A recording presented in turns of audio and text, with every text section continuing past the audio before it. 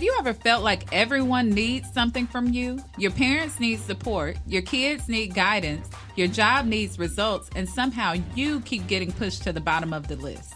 If that's you, then this episode is for you.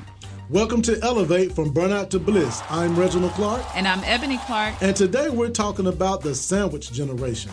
The people carrying the responsibility up the family tree and down the family tree, financially, emotionally, and physically. In this episode, we're breaking down how to survive this season without losing your sanity, how to care for aging parents and support your children without sacrificing your own future, and most importantly, how to still elevate.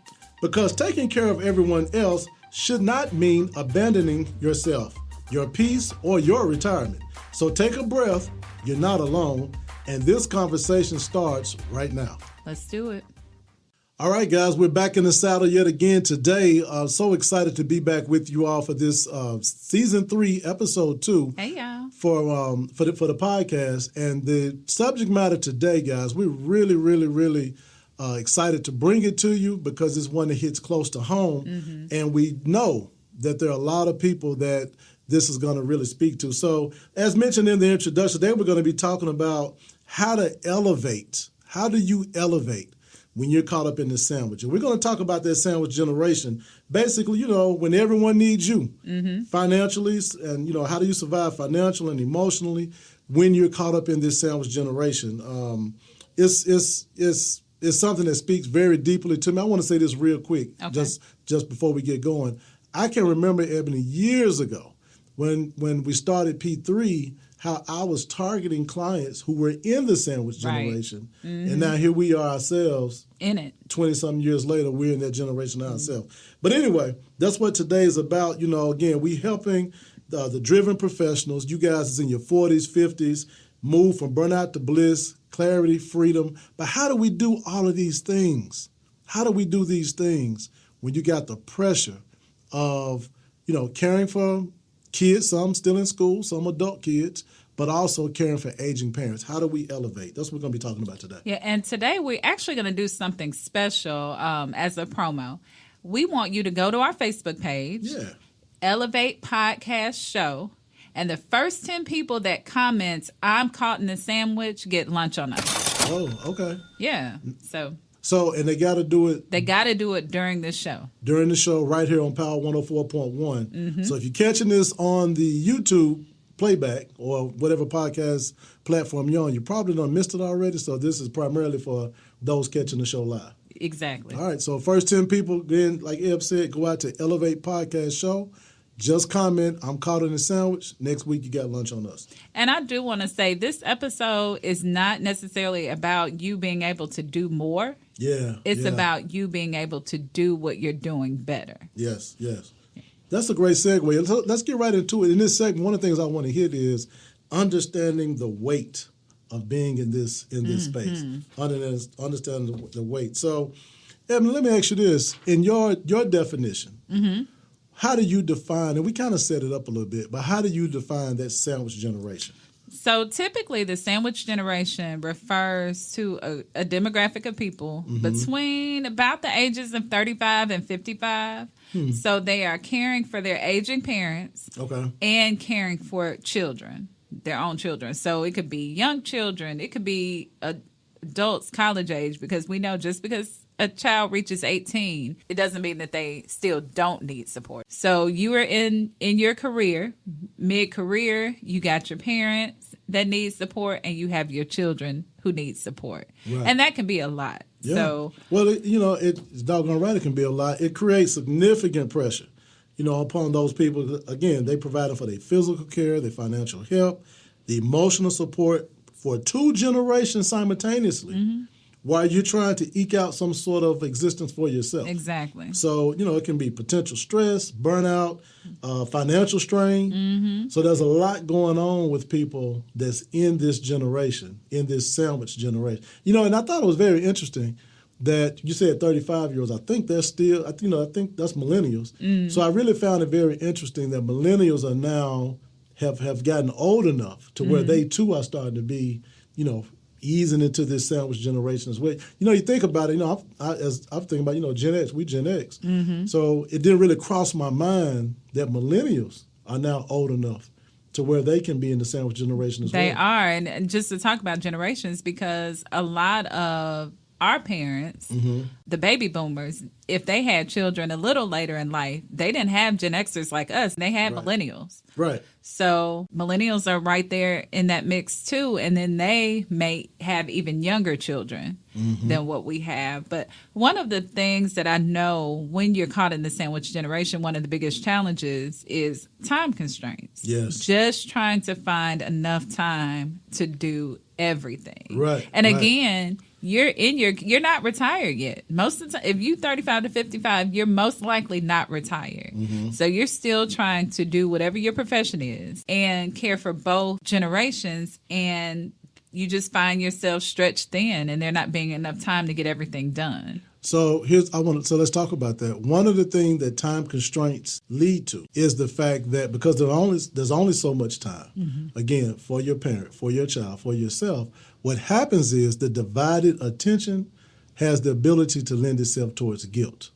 So how do you deal with the guilt of not having the time you would like to put into every aspect? How do you deal with that? Or how does a person deal with that? I think it starts in the mind and realizing that you can't solve all problems. Right. You just can't do it. So, but what you can do is find resources. Right.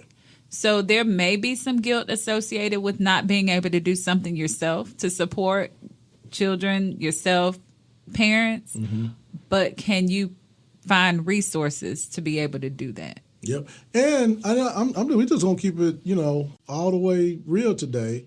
So what often happens is, and so one of the things I want the listeners to understand today, that if you find yourself in this right now, or someone who is, go ahead and tap them in and say, hey, tune in. They're talking about your situation. Oftentimes, here's the reality of it, and I'm talking about with the aging parents part right now. Oftentimes, no matter how many children that parent has, typically, the responsibility is going to fall to one child. Well, let me say it like this. No. I misspoke. It's not that the responsibility falls to one child. It's that only one child answers the call because the responsibility is on all the kids, right? But usually one child answers the call, and that person is the one that bears the brunt, the weight, I should say, of caring for this aging parent. And that leads to emotional strain. Yes. When we talk about, the time constraint can lead to guilt. That guilt is emotional strain. Yeah. Because under the best circumstances, caregiving can be emotionally draining. Yeah. You're watching a loved one decline in health, which can lead to feelings like sadness. We talked about guilt, being helpless. You don't know how to help them. Right. Go ahead. Well, and another thing can lead to is tension between siblings. Because now at this point, especially if everybody's geographically in the same spot where they should be able to step up, right? But again, one sibling, if it's you and a sibling tag team, consider yourself blessed, because I promise you that is not the norm. We talk to a lot of people. That is not the norm, That's man. not the That's norm. not the norm. So if you got a sibling, y'all in that thing together, hey, I got Mondays and Tuesdays, you got Wednesday and Thursday, and Junior got Saturdays, whatever the case may be, you are blessed. I applaud you. Lord, give y'all more strength. But most people find where it's just them. And, other siblings are sitting back cheering you along. Right. But they not joining in the fight. They're not helping to shoulder that burden. So because what ends up happening is you'll find yourself having to have a lot of invisible roles. And one of those roles is, you may become the financial backstop. And when you're the financial backstop, again, that could be for the parents or for the children. You basically, what happens is you find yourself acting as the ultimate safety net, where you're providing secondary source of funds, support for the primary income sources. So basically, other people got the mental peace of knowing, well, if I can't quite pay the bills, I can call this person. And when it's a lot of people saying that, I can call this person, that's putting a heck of a strain on this person. It is. And it's not, and even if that person got the money, It's the mental strain, going to bed, waking up knowing that I got to keep these balls in the air for these people around me. Mm-hmm. Y'all, I'm telling you, that is not a light burden to bear. And I want to add something. So if you're listening and your parents are in fairly good health, you may be thinking, oh, well, this isn't for me. I'm not really having to care for my aging parents. It doesn't necessarily have to be just parents with declining health or in a facility. As parents age, it's natural that there are things that they can no longer do as well as they could. It may be they can't clean up the house like they used to be able to. So there is still some support. So whether you have to have a role where there's a caregiver 24 hours a day or just additional support, this is still you. Or just the emotional support. Let's talk about that. Undoubtedly, as people age, their social circles become smaller. Mm-hmm. They may have had friends that passed on. Their immediate first cousins have passed on. So their social circle is shrinking.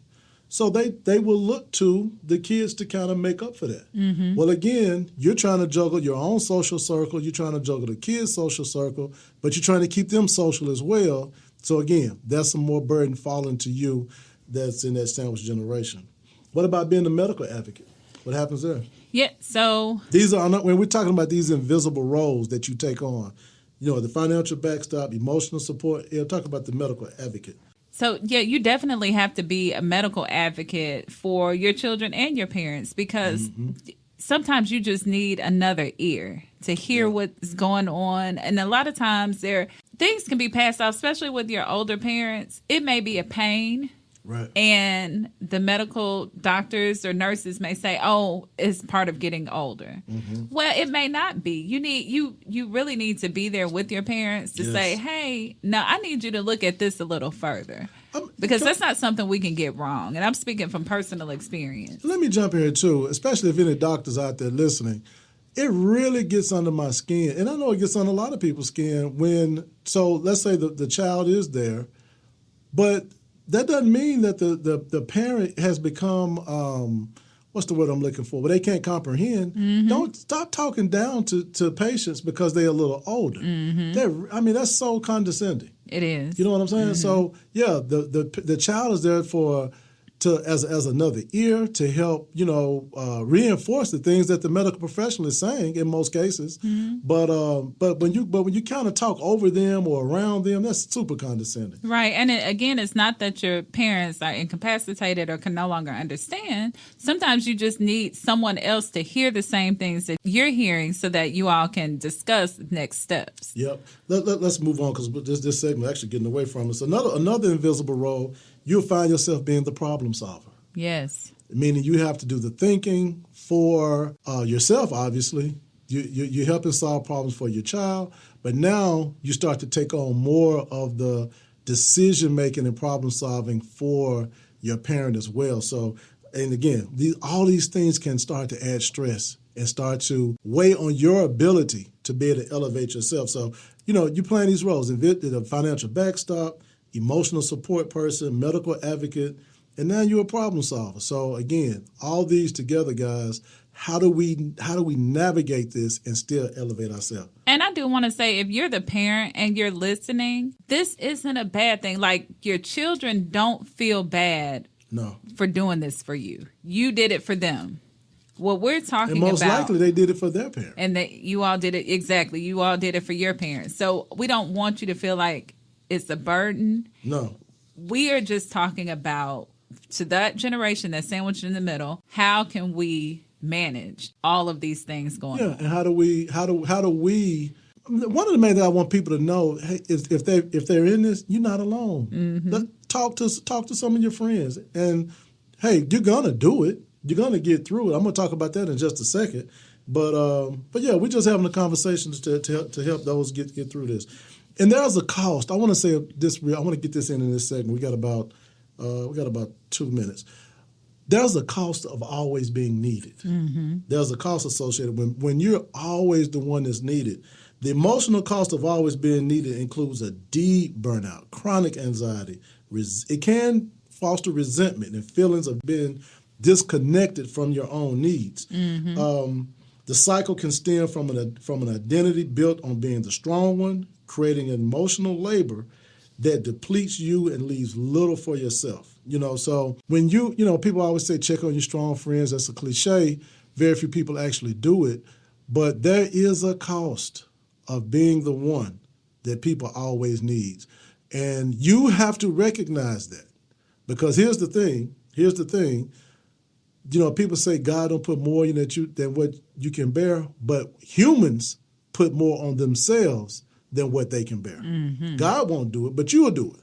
All right? So, that's true. Yeah. You got to understand your limitations as well as your capabilities. Mm-hmm. All right? So, and if you need a minute, you got to take that minute because you need to take it voluntarily or your body will take it involuntarily. Absolutely.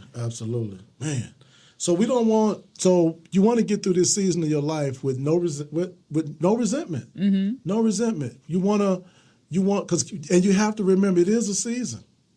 It don't stay right here forever. And that part of the conversation can go a lot of different ways because at some point your kids won't need, the idea is mm-hmm. that they won't need you in the same capacity. Right. So you got to remember, you got to get through this season with as much grace and forward momentum as you possibly can. Mm-hmm. All right. Let's just add awareness is the first step. So this segment we talked about what does being in the sandwich generation actually mean? Right. Again, I'm just going to personally reflect real quickly here. I said it earlier, I was thinking back as we were preparing for this episode, and I could still see in my mind certain clients that I was like, hey, they're in the sandwich. As a matter of fact, years ago, I had a seminar that I dedicated to the sandwich generation. I remember that. Remember that? And it didn't, I should have thought about it, but it didn't dawn on me that one day I will find myself there and and the majority of my colleagues. We probably should do it again. And so this one that is coming from the heart today because I've counseled people through this generation and I'm in it now. Mm-hmm. But we're going to look at the positive sides of it when we come back. So one of the things we're going to talk about when we get back, guys, is the financial and emotional survival strategy. So right now we're just kind of laying the groundwork. When we get back off commercial, we're going to talk about the financial strategies you can employ to assist you in this sandwich generation. Guys, stay with us through the break. We'll be right back. Remember, it's time to elevate. This episode of the Elevate Podcast is brought to you by P3 Wealth Management, a registered investment advisory firm registered in the state of Tennessee. Whether you're investing, preparing for retirement, or creating a lasting legacy, our team is here to guide you every step of the way. At P3 Wealth Management, we turn your financial goals into a strategy so you can focus on living the life you worked hard for. Visit p3wealth.com to schedule your consultation today or call us at 901-209-4015. That's p3wealth.com. Plan, protect, and prosper.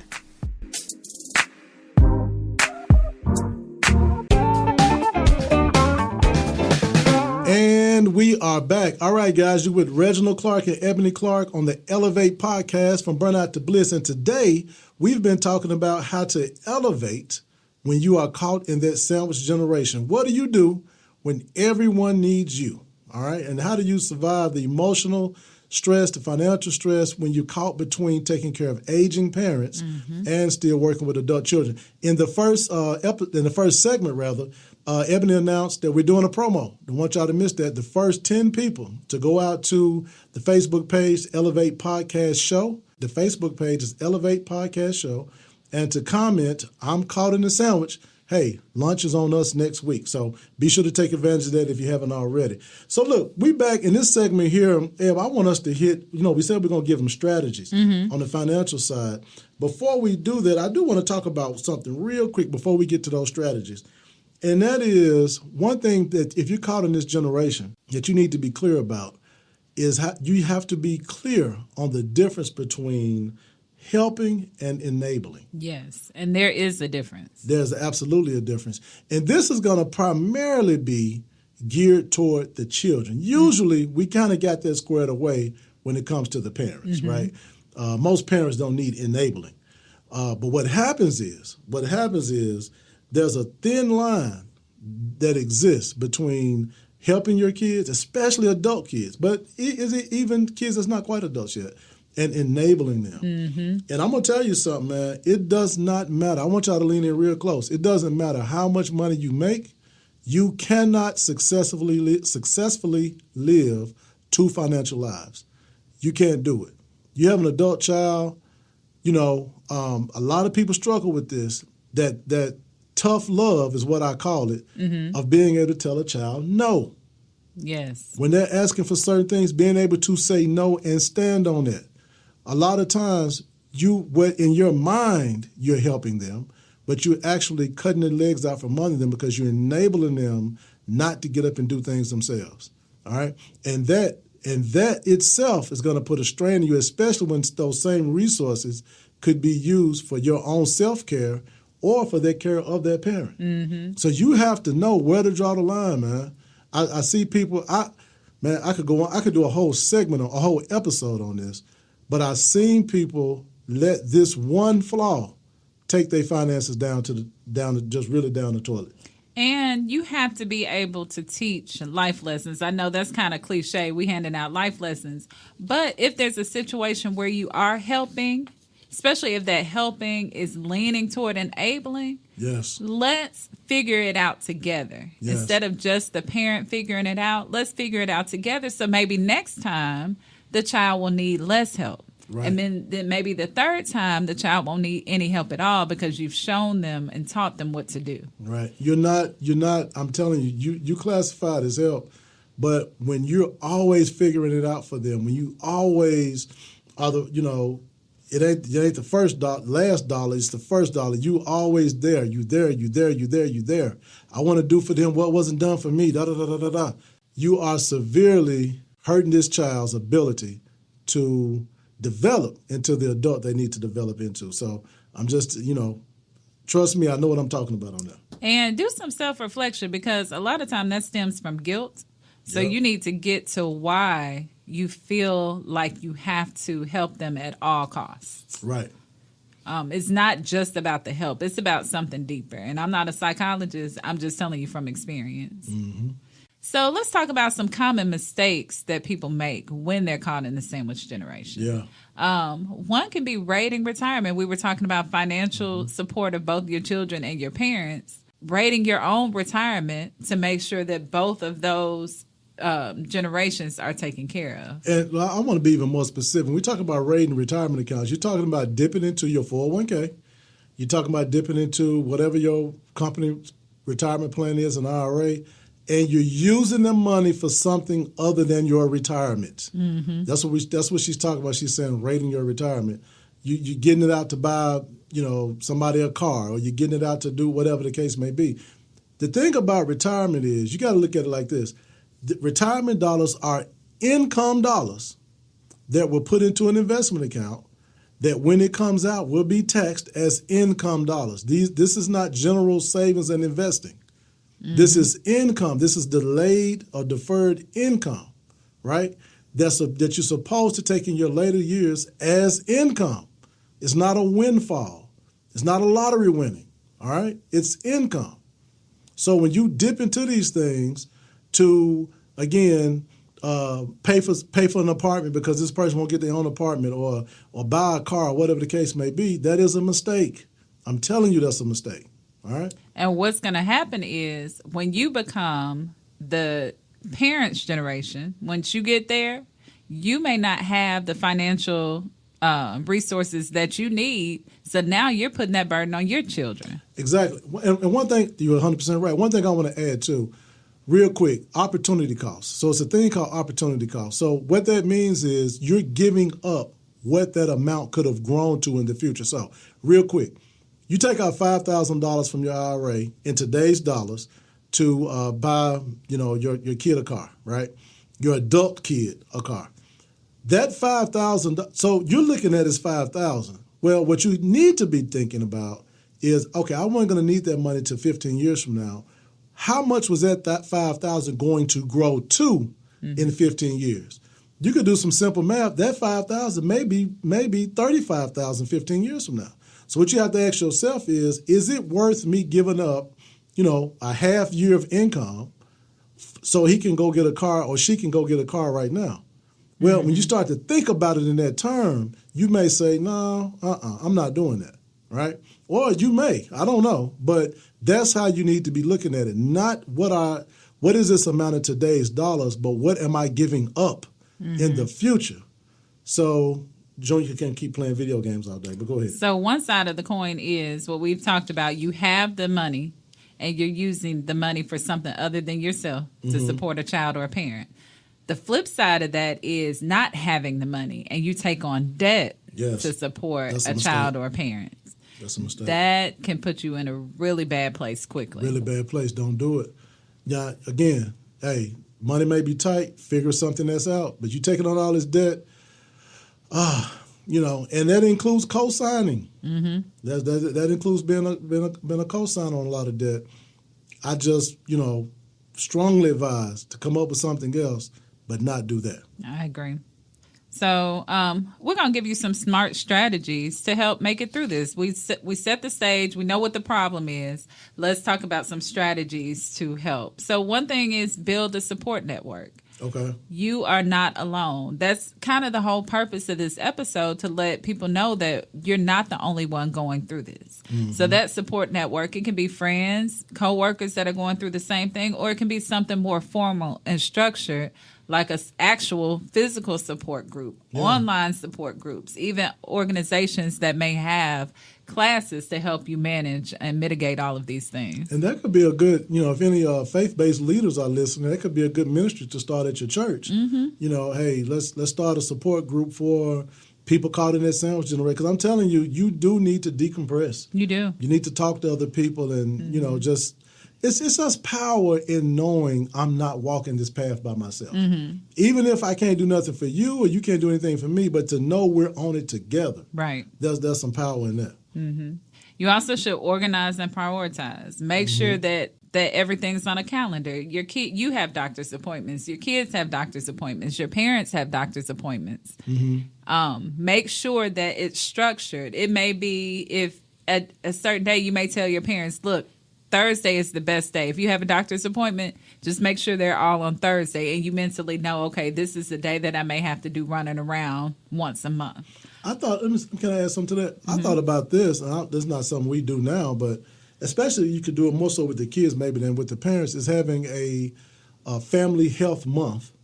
Where during this month every year we're going to get all of our annual physicals done. We're going to go to the dentist during this month. We just make 1 month on the calendar all about family health, and that at least synchronize it a little bit. That's a good idea. Yeah.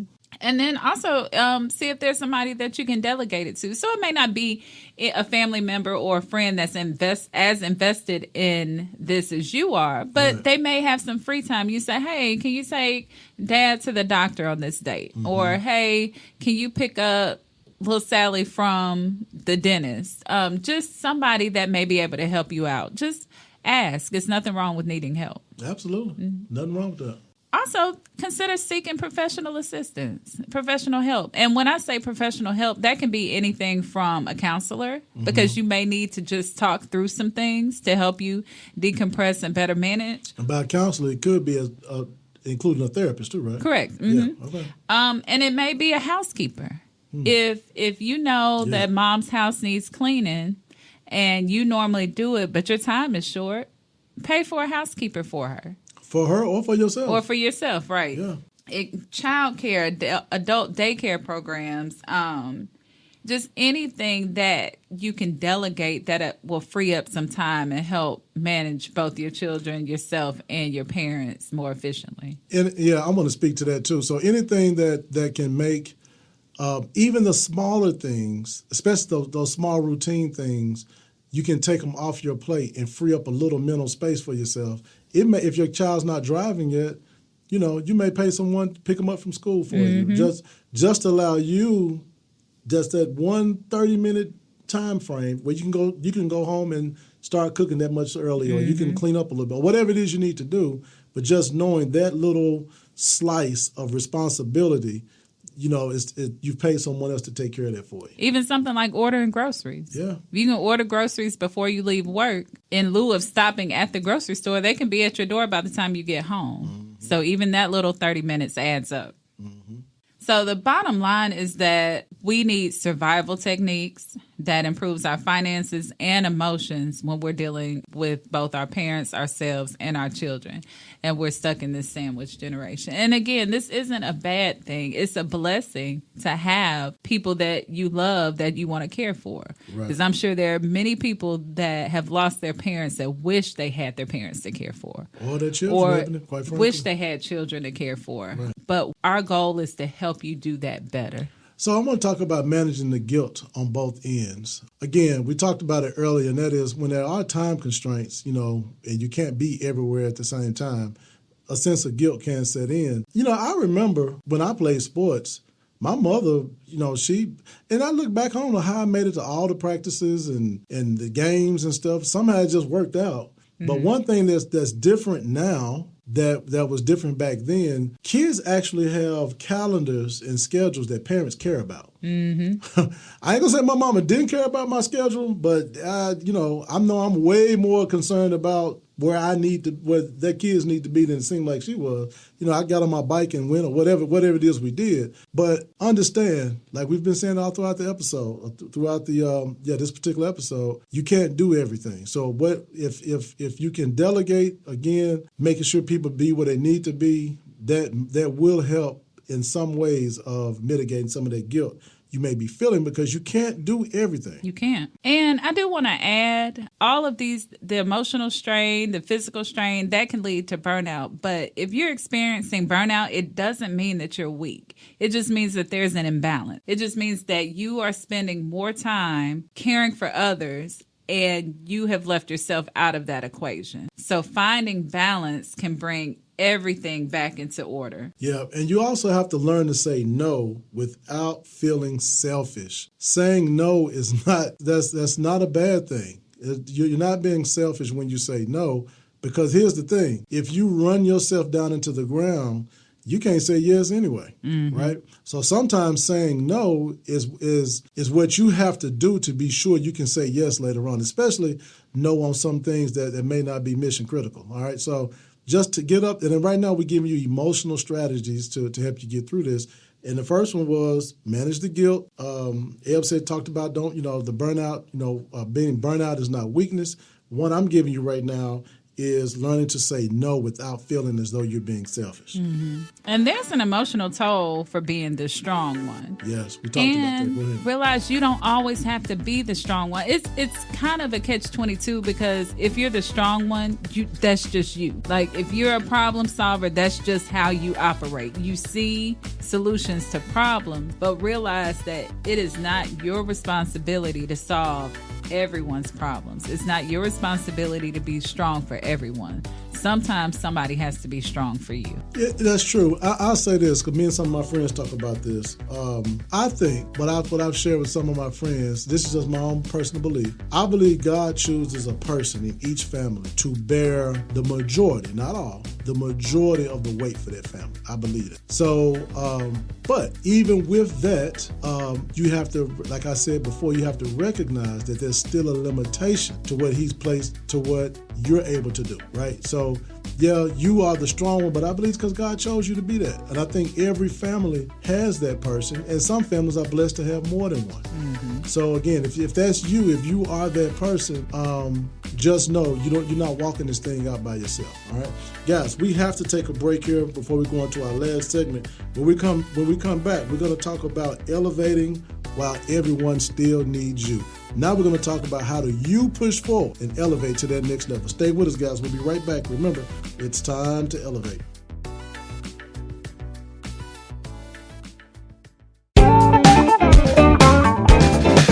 And we're back. This is the Elevate podcast from Burnout to Bliss. Today's episode is how to elevate when you are caught in the sandwich. I'm Ebony Clark, and we're also here with Reginald Clark. And I want to remind you of our promo. If you go to our Facebook page and search Elevate Podcast Show and comment, I'm caught in the sandwich, the first 10 people that do that, lunch on us next week. So getting back to it, we talked about all kind of stuff today, but now I want to help you all thrive, not just cope. Yeah. And one of the key ways to do that is by self-care. Self-care has to be a non-negotiable.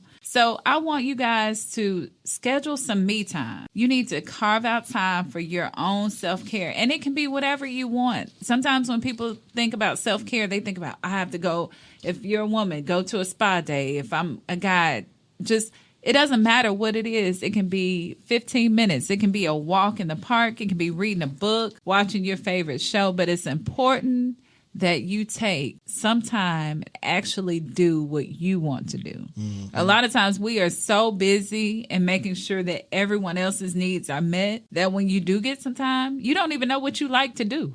You know what? I'm going to tell you. I realize now my grandmother, the way she defined me time, get you behind somewhere and sit down. that was what she said. Just get somewhere and sit down sometimes. Stop running. Right. Ripping and running all the time. Just get somewhere, sit down, and do whatever you want to do while you're sitting down somewhere. Exactly. That's your me time. Yep. And it's also important to set healthy boundaries. You got to protect your personal space. You got to protect your boundaries, because if not, you will get burnt out. And be honest with your family about what you can and cannot do. Mm-hmm. You can't do everything. No one can. And as much of a superhero as your family thinks that you are, and you are, you still cannot do everything. All right. So, yeah, that's right. You can't do everything, but what you do have to do is remember, like I said before, you have to remember this is a season of your life that you're going to walk through, and you got to pass through it. So there's another season of your life coming that you got to be equally responsible for executing. That's going to be your retirement. Last segment, we talked about not rating, dipping into your retirement for the things that's popping up on you right now. The reason why that's so important, guys, is because you don't get another bite at the apple when it comes to retirement. You don't get to the last stage and be like, oh, dang, I should have done it different, and then go back and do it again. It doesn't work like that. It's not a video game. So the best way the best advice that I could give you is to commit to whatever your percentage that you're going to contribute to your retirement. Commit to the percentage, and then just automate it. Whether it's 5%, 3% on the job, 5%, whatever it is. Whether it's through your employer plan, through your own direct plan, whatever your percentage is, commit to that. Automate it where it comes right out of your payroll or right out of your, through transfers from your bank account. And then just make up your mind, come what may, I'm not interrupting that, right? Whatever happens, I'm going to figure it out from another place, but I cannot touch this. That's the only way, or that's the best way, I should say, that you're going to be able to get to your own retirement years and then have what you need to make that particular season of your life as pain-free as possible when it comes to finances. And also think about your health care in the future and your long-term care. Yeah. That's something that you can work out and plan out now. So don't wait till you actually need long-term care, if you need it, to figure out how it works. Like, do your children a favor and figure that out for yourself now.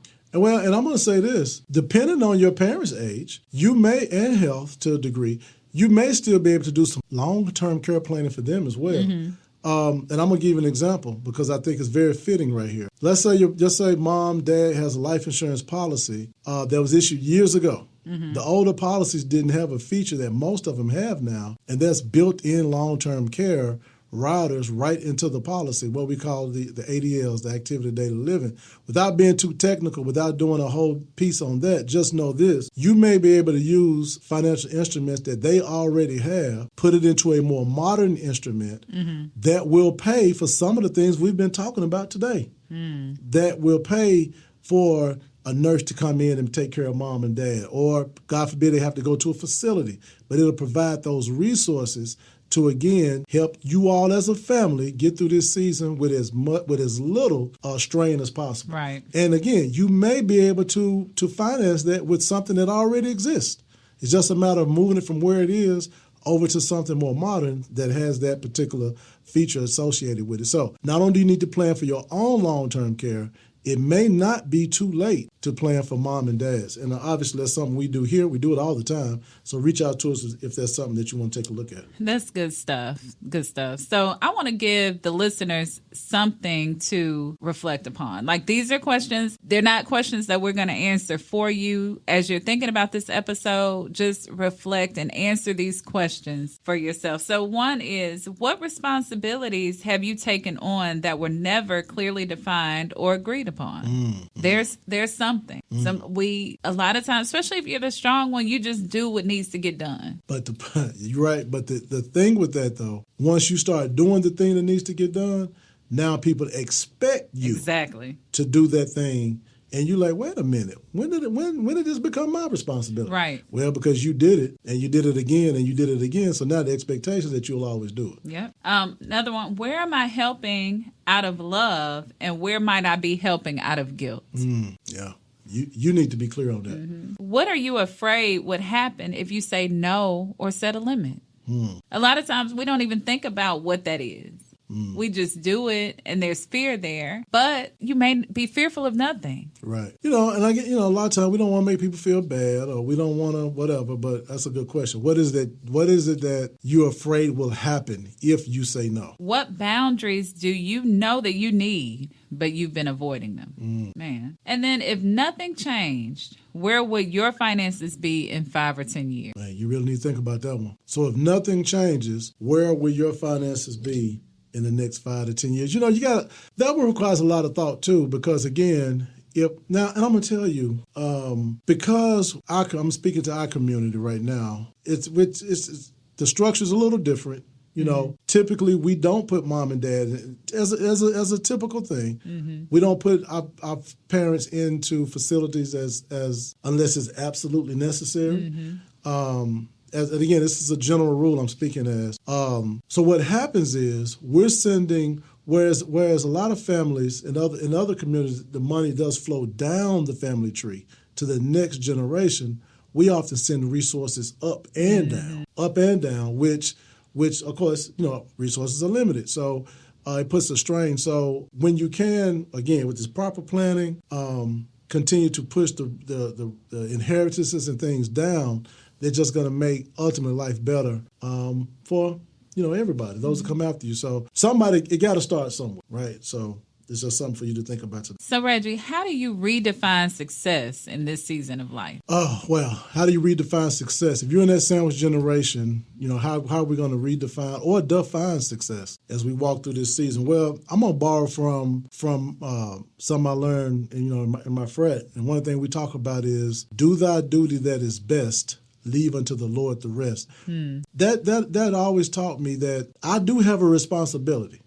I have a part to play. That's my duty, right? I have a duty to my children, to my grandson, to my oldest daughter, even though she's an adult. There is a duty. There's a responsibility there. I have a duty to my mother. There's a responsibility there. My father, people in that generation that I can help, my uncle, people that I can help.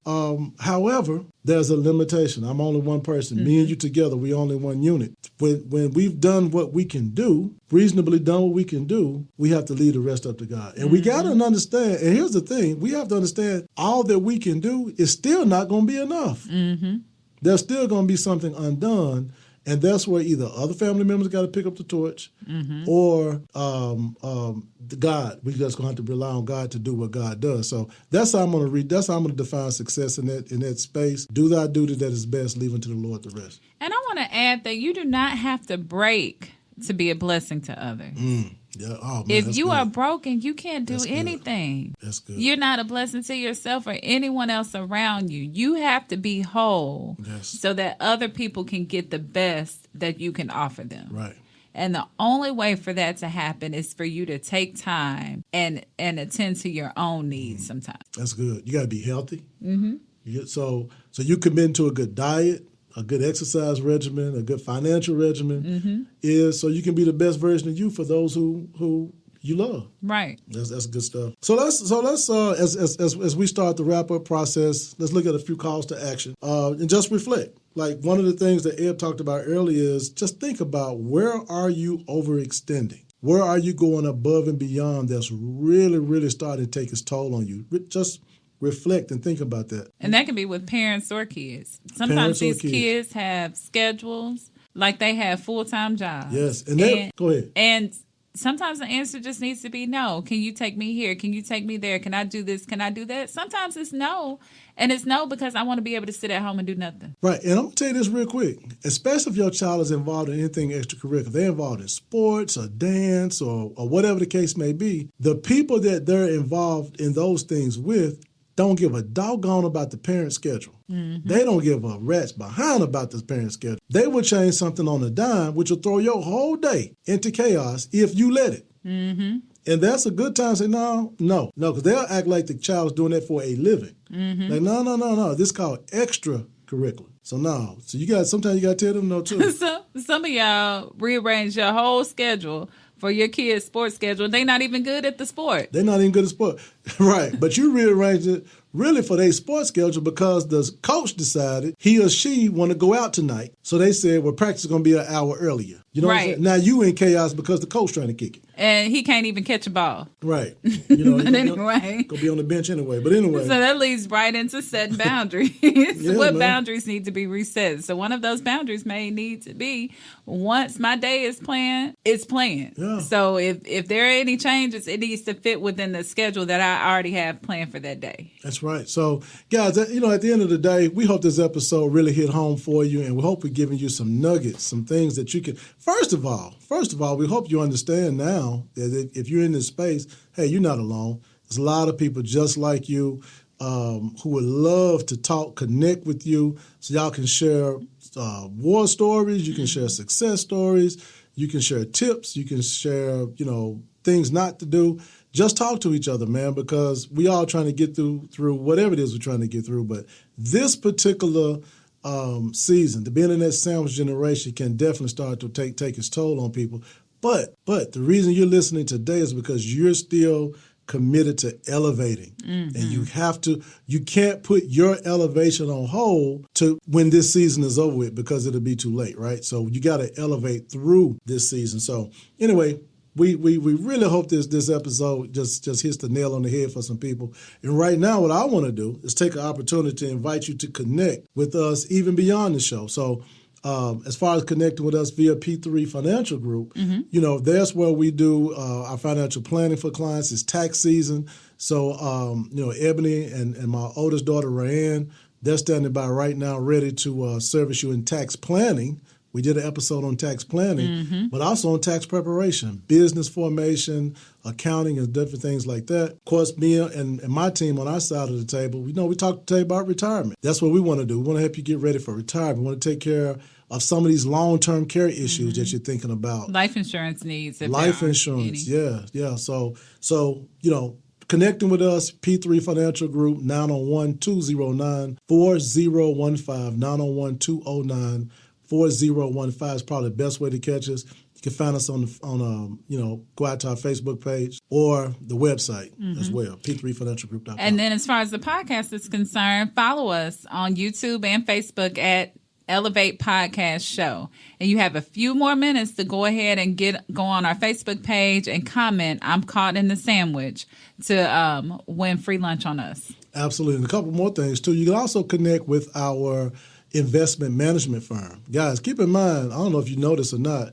but we are one of few African-American-owned financial registered investment advisory firms, independent RIAs in the state of Tennessee. You won't find that many anywhere, but we're an independent fiduciary-only firm. I mean, we got, we quite frankly, we're not like everybody else. Our credentials are top-notch. So there we manage retirement portfolios, investment accounts, and things of that nature.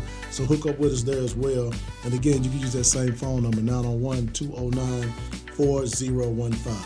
And if you want to connect with us individually, you can follow us on social media. I'm at Eb the Advisor, EBTHEADVISOR. And you can find Reggie at The Money Jedi. The Money Jedi, that's it. Guys, we're going to get out of the way, but one last thing I want to say before we go. Remember, elevation means caring for others without abandoning yourself. That's good. All right, y'all, we out of here. We'll talk to you soon. Remember, it's time to elevate. Hey, Elevate fam. Are you a business or brand looking to get in front of an audience that's all about leveling up in life, business, and mindset? Then let's partner up. The Elevate podcast is now accepting sponsors. That means you can get your brand heard by a growing community of go-getters, creatives, and purpose-driven listeners right here on the show. Whether it's a product shout-out, an ad spot, or a custom collaboration, we've got options for you. Want in? Hit us up at elevate@elevatenowtraining.com. Let's elevate together.